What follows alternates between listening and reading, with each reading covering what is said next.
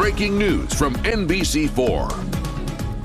We continue to follow breaking news we brought you at the top of the hour. Governor Mike DeWine providing additional comments following his veto of House Bill 68 1 week ago. That bill aims to ban gender-affirming care for minors and ban transgender athletes from participating on teams aligned with their gender identity. NBC4 State House reporter Natalie Fahmy joins us live now. Just moments ago, Natalie, the governor signing an executive order on this. That's right, Jennifer. The governor just wrapped up a press conference in this room here a few moments ago where he did sign that executive order that's effective immediately. When Governor Mike DeWine vetoed House Bill 68 again 1 week ago, he also said he would be directing his administration to create rules as an alternative to the bill.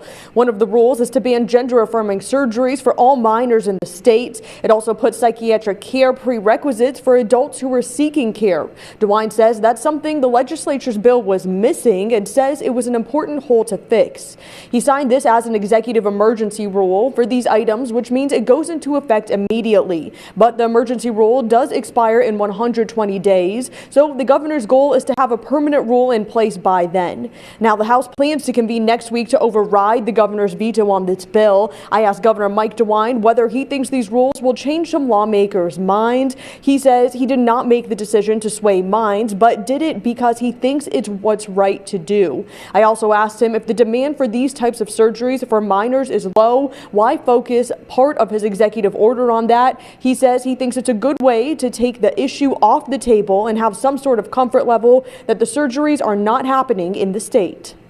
I signed an executive order just a few moments ago, enacting emergency rules that ban gender transition surgeries for minors at any hospital or ambulatory surgical facility in Ohio.